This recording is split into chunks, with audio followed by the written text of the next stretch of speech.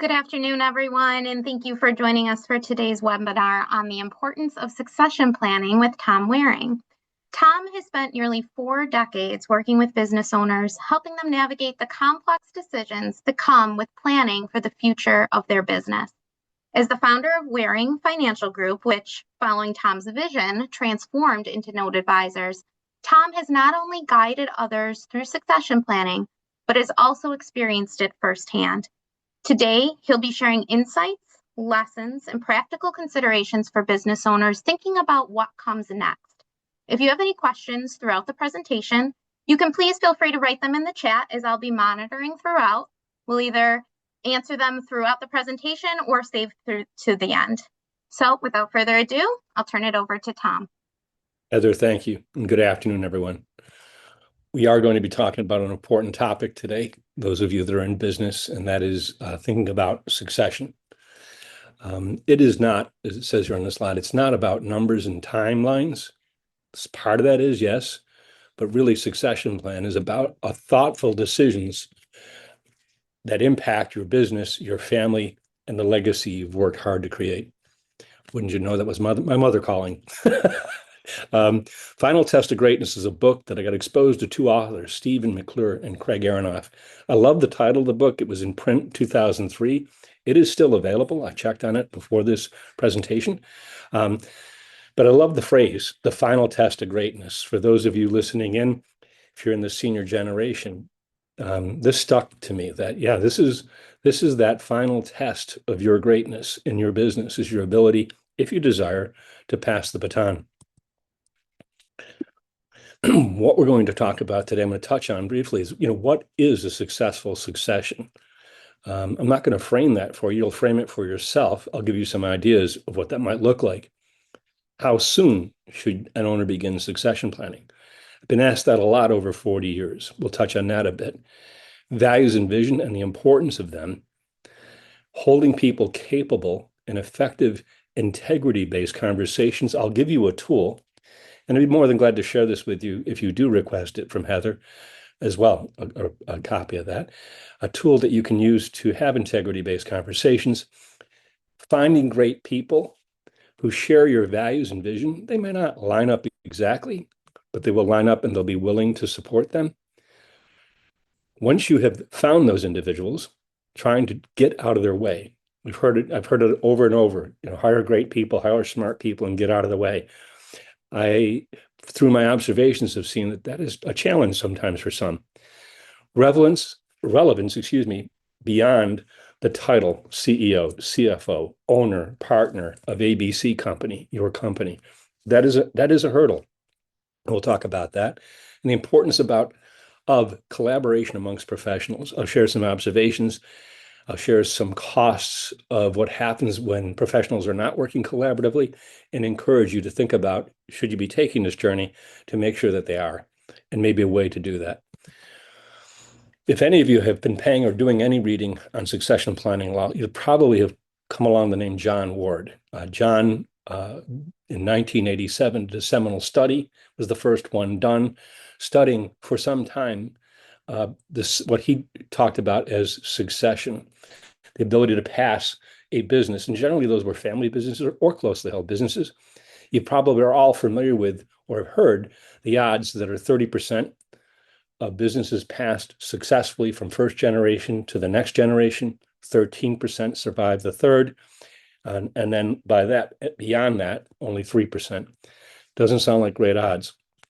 What was interesting, and I've been intrigued by this subject, particularly family, closely held businesses, for more than 40 years. There was a study done in 2012, or published. The study was done ahead of that by these 3 gentlemen on the screen. They studied, and what they found was that perhaps not challenging John Ward, but what they observed from 1987 to 2012, it's not so much Ward was wrong, as what they observed was there were a lot of families that were transgenerational entrepreneurs, but not necessarily in the same business. So one of the examples that's given a lot, at least over the years I would hear it, is, nobody is selling buggy whips anymore. Well, today, with the speed of change in technology, change in business, Um, you might want to think about successful succession may not mean that ABC company, which is doing X today, may be doing B tomorrow, something completely different. Someone could look at that and say, well, that business wasn't successful, it did not have a successful succession. But if you lift the hood on that and look and see who's involved, you may find it's the same individuals involved across generations. So transgenerational entrepreneurship, if you haven't heard that before. How soon should I begin succession planning? Um, I was asked that 35 or 40 years ago, particularly when the individual I was talking to thought that I would be talking about using insurance to reduce the risks associated with some of the planning. They would ask me, so when should I start this? Well, as the top line says, I think you should start it when you're concerned about the survivability of your business should something happen to you or one of your partners, whether that's a health event, a stroke, a death of those current owners. What does that mean? What's the impact? That's the beginning of succession planning, is asking yourself those questions. Is the business prepared for that? It's seeing the business as something outside of you, okay? Something bigger than you.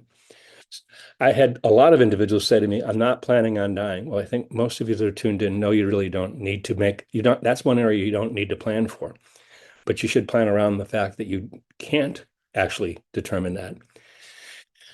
When it's not done, when succession planning is not done, the results that I've seen are a loss of talent. I've seen 70-year-olds, late 60-year-olds, 70-year-olds who have not thought about succession planning, and it permeates the business.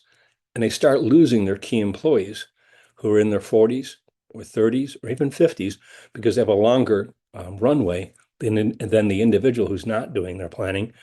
And it's not comforting for an employee to think they're in an organization led by owners who are not contemplating a longevity beyond themselves. It also results in a loss of value, real hard loss of value in a company. And in my opinion, worse as a 68-year-old is extended stays, meaning that you're working your business a lot longer than you thought you ever would. Values and vision. This is one of the building blocks, in my opinion, to any solid business, and it takes a solid business to succeed or to have a successful succession. I was fortunate enough that I met in my early 20s Stephen Covey, now the late Stephen Covey, and he talked about, if any of you read any of his work, but he talked about beginning with the end in mind. I didn't think the comment was ridiculous. It was provoking. The reason it was provoking was because I could still see the starting line in the rearview mirror of my career. But that thought process, and along with some really great mentors and my natural curiosity, led to some great conversations, asking people what their, if you will, end in mind was. And these were individuals that when I was in my 20s and 30s that were in their late 50s, some of them their early 70s, some of them already had stepped out of their business and were doing other things to serve their community. So I benefit from those conversations. What those conversations gave me is they framed a vision in my early 30s about how I would grow a business that would thrive beyond my lifetime. In addition to that, I actually saw that I would transfer the leadership and ownership, and this was very, very vivid, and that I would be invited by the team, by the owners at that time, to continue to do the things I love to do post ownership. For me, that was a threshold issue, to be in the conference room, not as an owner, but as someone who was bringing something to the table. At the time I had that vision, I had one employee. So someone could say, well, you're really getting ahead of yourself. I'm telling you, that vision guided me, and it was compelling. I shared it with anyone who would listen. Some people may be listening in today, if they had the ability to chime in, would say, yes, he did. I did that because it established a level of commitment if I told enough people. But I shared that with everyone inside of Note Advisors, everyone. And as a result, one of the individuals that heard that story and has heard it over and over again, my business partner, Sean Glogowski, surfaced. And he surfaced, I think, in part because that was a compelling vision. He didn't share it exactly the same, but it was quite clear. Together, we were able to build off the framework that I had built over years prior to meeting Sean, to build an amazing company, Note Advisors. Now, having passed the leadership role at Note, I've moved to what you might be called wise counsel. There's a reason I'm sharing this. One of the books that I would encourage you, if you're in a senior generation and you're thinking, what do I do next? There was great wisdom in the book, Wisdom at Work. Chip Conley. If we have more time, I can cover what Chip is, but I would encourage you to look for wisdom at work. If you're in a junior generation and the senior generation seems to be dragging their feet, maybe it's they don't know what's next. They don't have the clear vision. The Making of a Modern Elder. That would be a great book to gift to them and encourage them to read. I love quotes. I love reading. One of the affirmations about values. Values are, the pillars of an organization. They are truly the non-negotiables. We don't have a lot of non-negotiables, but these are the non-negotiables. At Note Advisors, they were intimacy, right action, and development. And if time permits later, we can look at how we describe those or express those in the appendix. I love Roy Disney's quote here. When values are clear to you, making decisions becomes easier. That's Walt's brother, Roy. Couldn't have been said better. The journey that I've taken and others that I have seen and read about that have had successful successions, successful departures, created value in companies, had a clear vision and were able to articulate it. Vision drives direction. David Wharton, another successful individual who in business, who discovered he started out in the venture capital, private equity in California in the high tech area. He went through that for about 2 decades, and then he discovered what he refers to in his book. The book's entitled Another Way. He discovered evergreen companies. And as a gift to all of you, I thought I would give you that because I'm certain some of you are familiar with Wegmans, Enterprise rental cars. I was not familiar with See's Candies. I understand Heather is, and In-N-Out, and some others that he talked about. But what he found as a common characteristic of those companies appear right here, and that is that they're purpose driven. They have perseverance. They put their people first. They're private. They do focus on having a profit. They have paced growth because they generally look over a longer time horizon than 2 quarters or 6 quarters, which often is the long term might be 8 quarters in the private equity venture capital space. And they're pragmatic innovators. I put here boldly that they also add something bigger than themselves. The people who have led these companies. You think of Wegmans. This is now, I believe, in its 3rd generation. Enterprise is in its 2nd generation. The people who founded these companies saw the organization as bigger than them and knew when to step back and let others lead. Demonstrating values-led leadership and preparing the next leaders, I think, is absolutely essential. It's been a key to the businesses that I've seen that have created great value and have had successful exits. It's been definitely impactful at Note Advisors. I'm going to take some time on this, and if there are questions, I'd encourage you to ask Heather, because there's a lot here on this slide, and generally, you don't want to put a lot on a slide. This was provided to me about 6 years ago from one of my coaches, Machen McDonald, who I meet with monthly. And this is called a care-frontational model. This is how you build capable and effective people. If you do not build capable and effective people, I don't know how you have a succession. Excuse me. At the very far left, you see the words integrity. Below that, you see the words fractionalized. The assumption here that you're safe to make is that the majority of us, I mean, seriously, 99.9% or more, people want to be in a relationship of integrity. They don't want to be in a relationship that doesn't have integrity. So that's the first assumption you're going to make, is that your people that you employ, the people that are looking to take the baton and run with it, want to have a relationship of integrity. If you move to the right of that word integrity, you'll see share information and expectations. That's the first step in the process. The onus is on the individual delegating. This model was presented to me because I think Machen knew I had been doing it ineffectively. And then he shared this model with me. So you're sharing information, you're sharing your expectations, whether it's about a project, a customer account, or where the company's headed. You gain role clarity and agreement and commitment. I can tell you that my successor, Sean Gilgowski, and I clearly did this very effectively, is to make sure that we had clarity and we had agreement. And then after that, commitment. The expectation then is that you would have achievements. You would expect things to function and that productivity and that it would thrive. A simple example, you're sitting with someone, you're talking about a project to be delivered on Friday, it's Monday. You expect that Friday morning, that project is complete.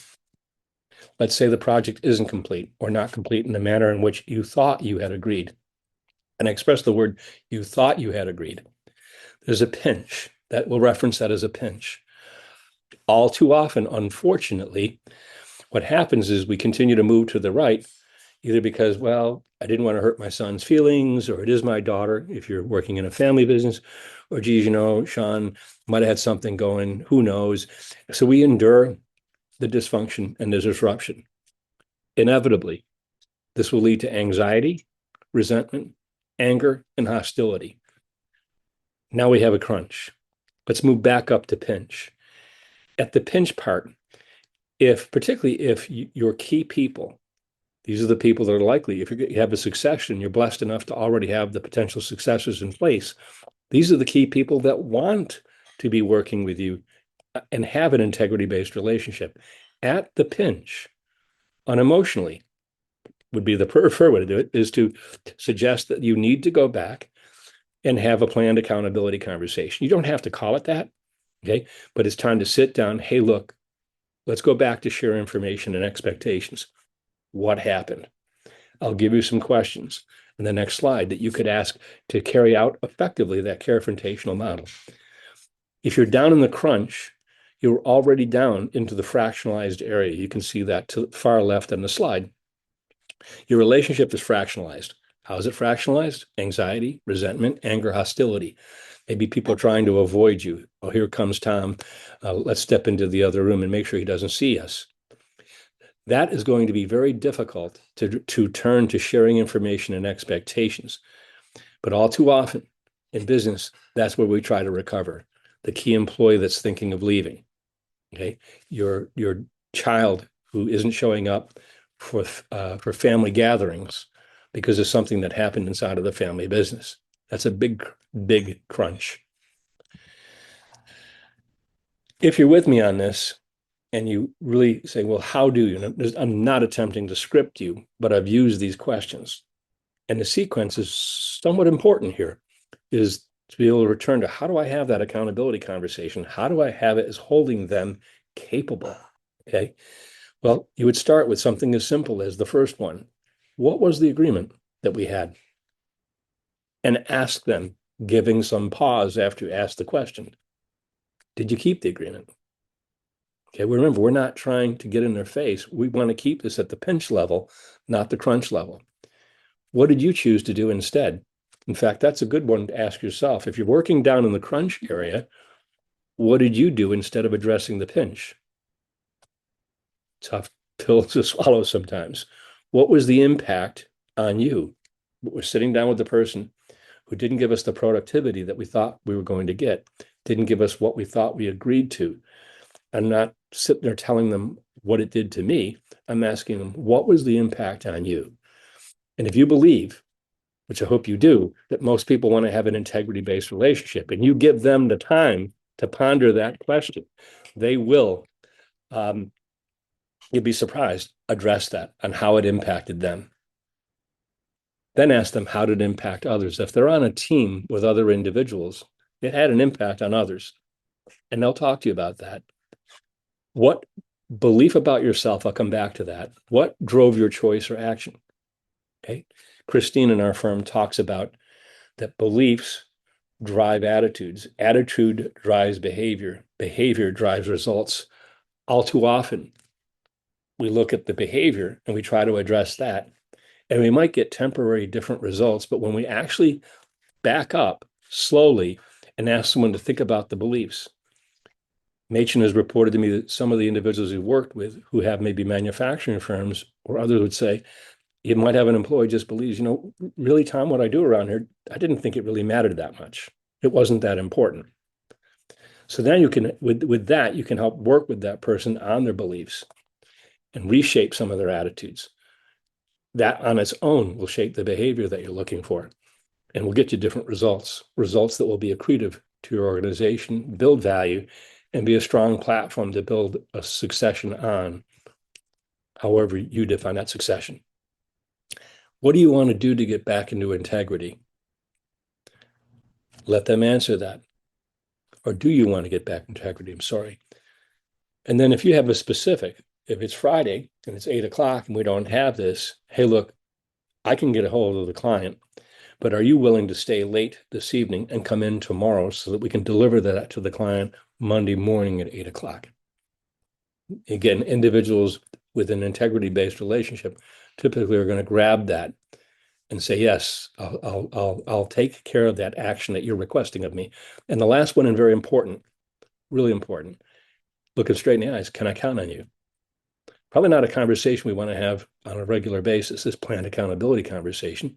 But if you do it right, it'll be meaningful, it'll be impactful, it'll be positive. It might even leave the employee who you're speaking to or your partner a little awestruck that it was done in a manner that, hey, look, I believe you're capable, so I want to hold you as capable.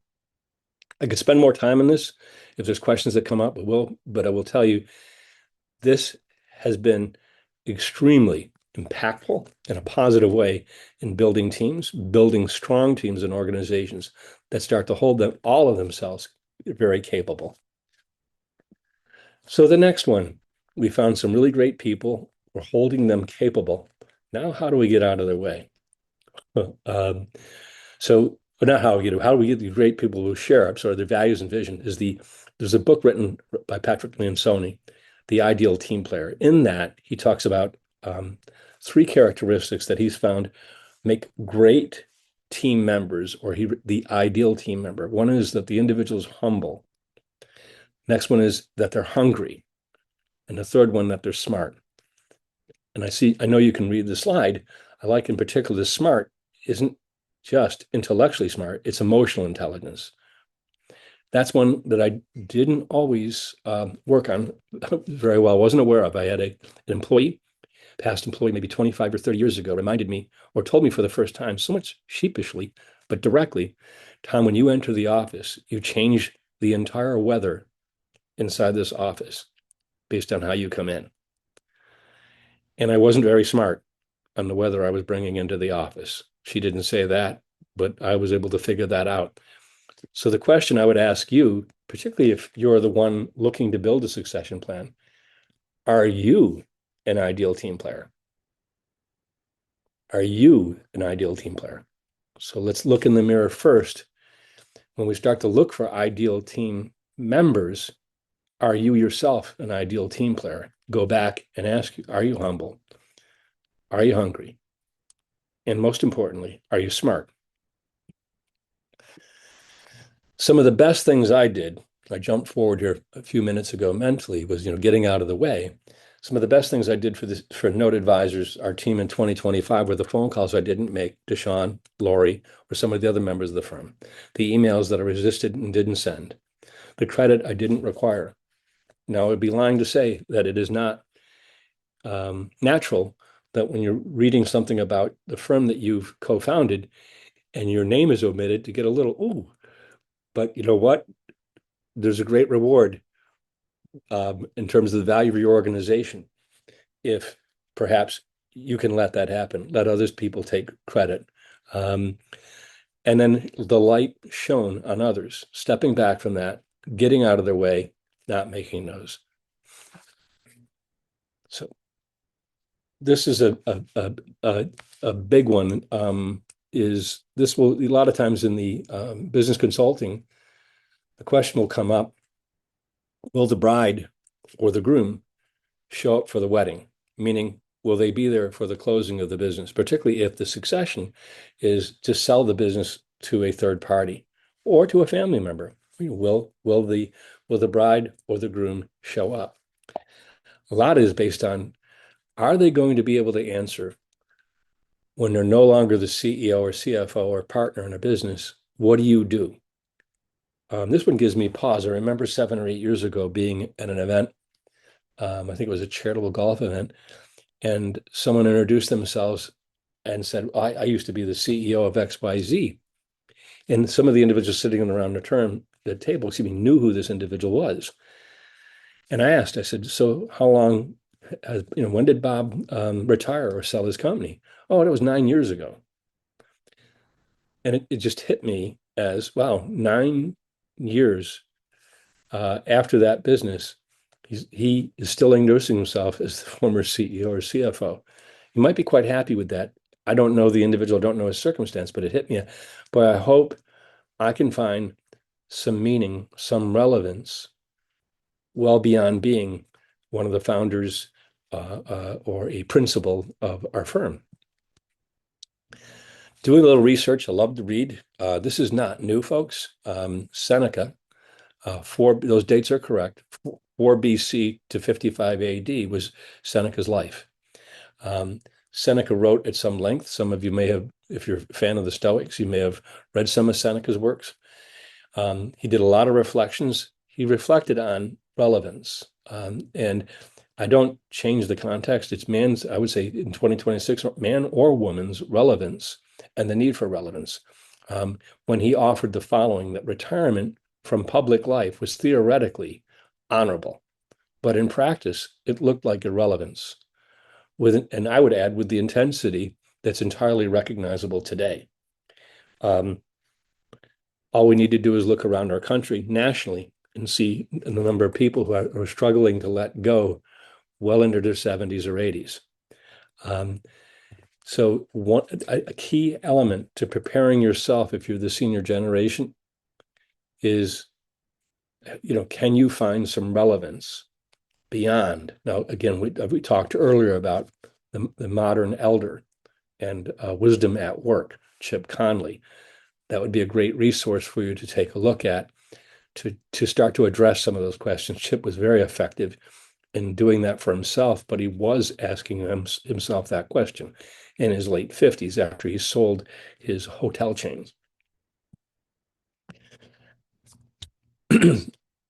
Can you survive this question? Right? Are you actually cultivating interests beyond that? If you are not, again, I've given you the book. I would encourage you to read that and take a look at that. This one, the importance of collaborating professionals. By no means am I alleging that anyone is doing this intentionally. It's just what I've experienced. But the first question I would ask you, and if it's partners, it could be 2 or 3 partners. If this is the first time you've ever transitioned the ownership of a business, are you the best to be the quarterback of that? Are you the best to do that?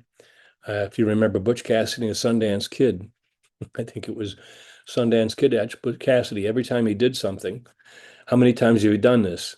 And Butch Cassidy looked at him and said, once.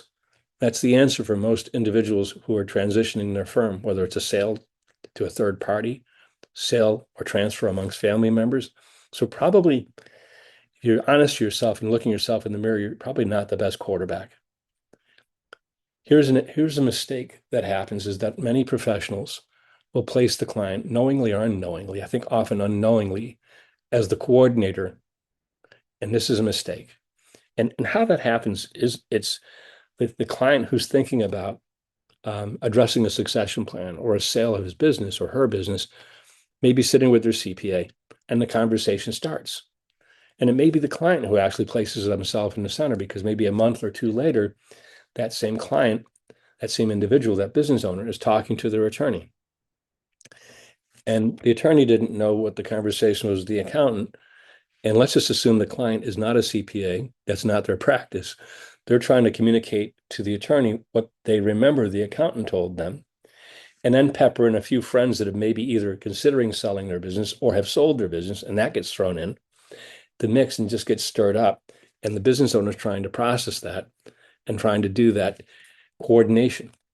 Well, here, the uncoordinated advisors, and again, it does not mean the advisors are uncoordinated, their lack of being orchestrated, being worked collaboratively, cost the business owner contradictory advice, or advice that sounds like it's contradictory. If it's done in a vacuum, you're talking to your CPA and you start stepping into legal areas and your attorney's not present, well, it probably wasn't good legal advice because there was nobody in the room who could render it. Duplicated work billed twice. I could even say a third time, where it's uncoordinated. Geez, we thought the attorney had suggested this, the accountant suggested this is not working. And again, the person carrying those messages in the center is the business owner.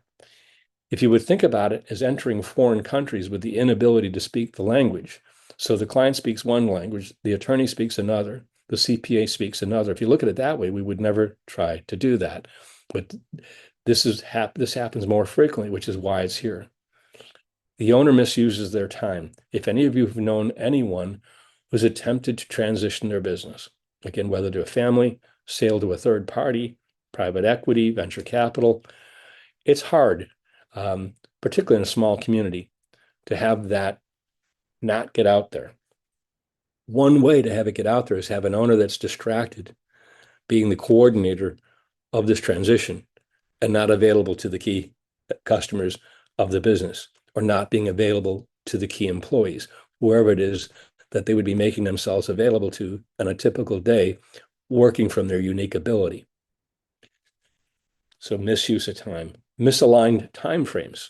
Sometimes the professionals don't even know what the time frame is.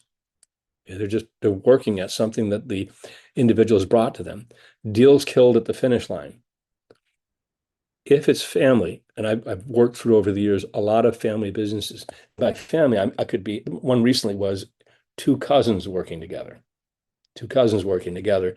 And I remember this individual saying to me when I asked him 1 year from today, let's assume today we finish this. He was purchasing his cousin's interest in his business. 1 year from today, I want you to tell me what's going on. We just completed, everything's been signed, the deal's done. What do you hope? What's the most important thing that you hope is going on a year from now so that you would say it was successful? The first thing he said was, Tom, I hope that I'm skiing with my cousin every Tuesday, the way we have for more than 2 decades. That was his first one, not how much he was going to be able to purchase for, what he was going to get a discount. Did we apply minority discounts, marketability? None of that. I hope to be skiing with my cousin every Tuesday. That is important to take and factor into the transition. And then, of course, you see misaligned incentives. I labeled this for the purpose of this presentation, so don't be looking for a transition facilitator out there. I just wanted to avoid various labels and titles. The title's immaterial. I could have called it a quarterback.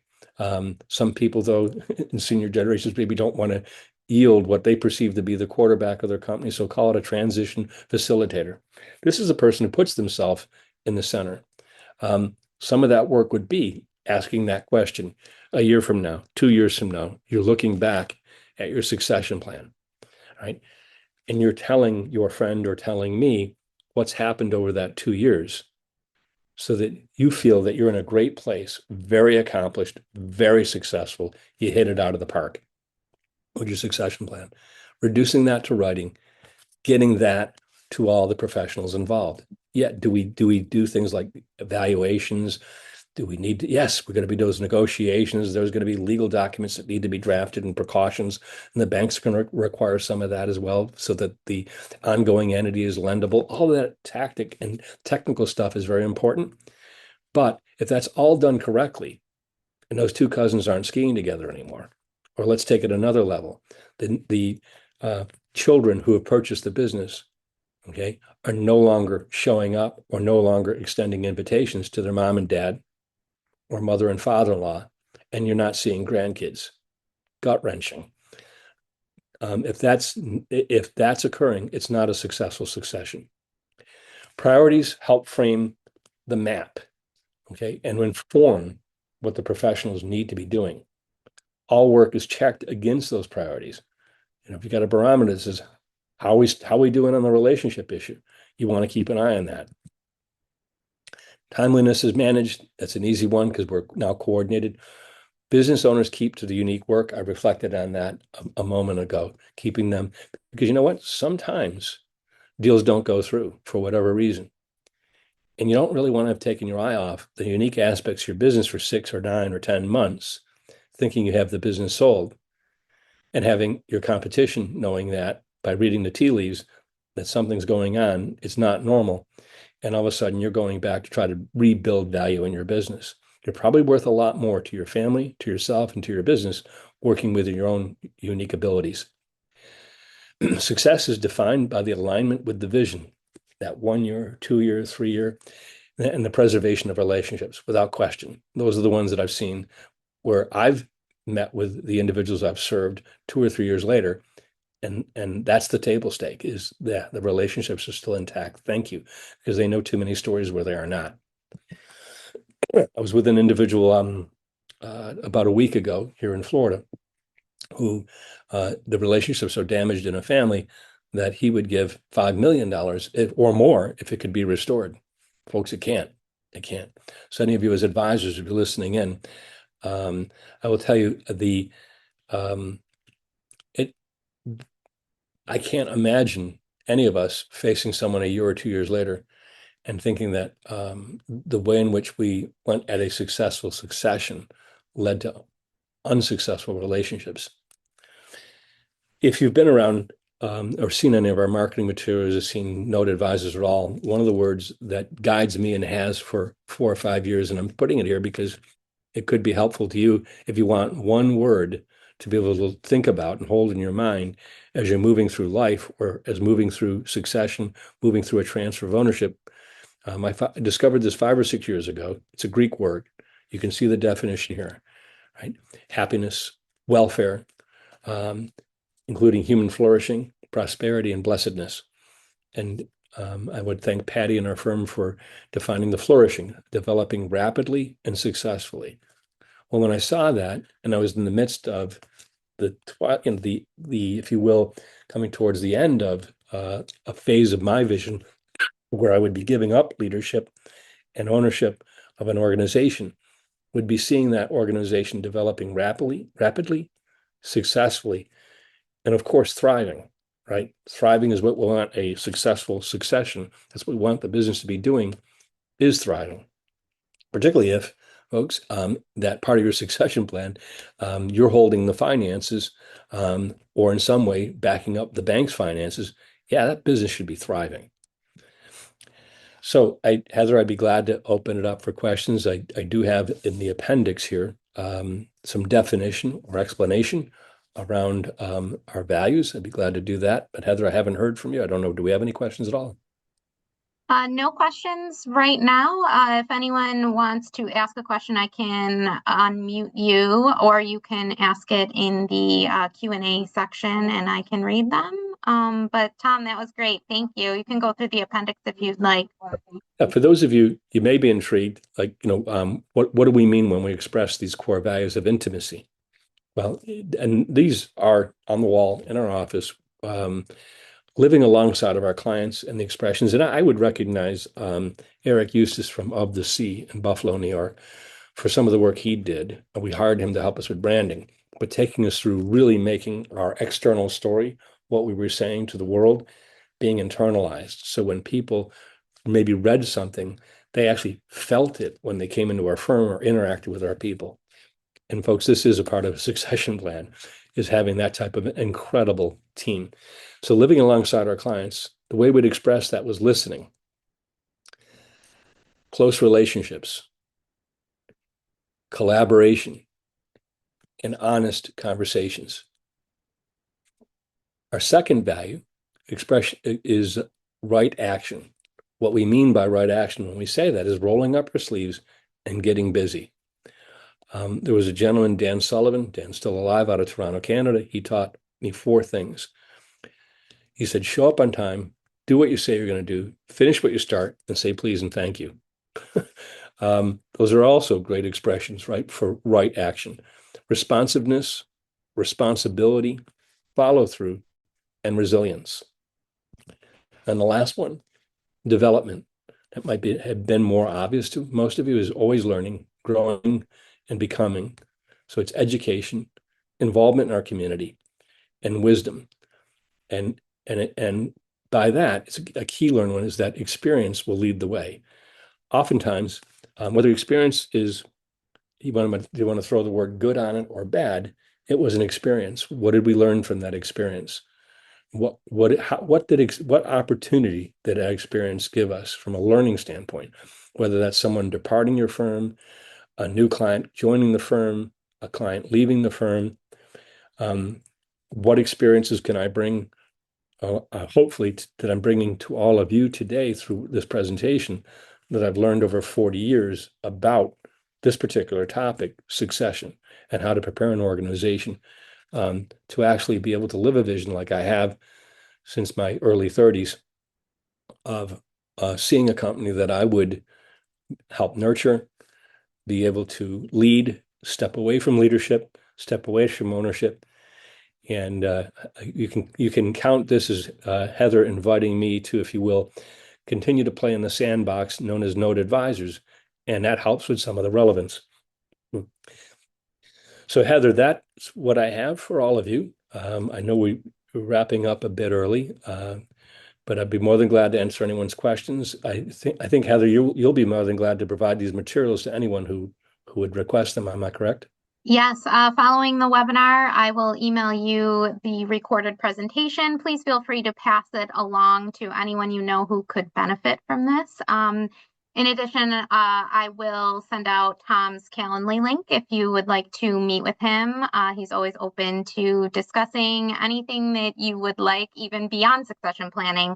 Tom does a great job here and he's very knowledgeable. So at the very least, we have a lot of great book recommendations that I'm excited to read. So we hope that you've all enjoyed the webinar, and thank you so much for joining us today. All right. Thank you all. Thanks, Heather. Good seeing you. Thanks. Be well. Take care.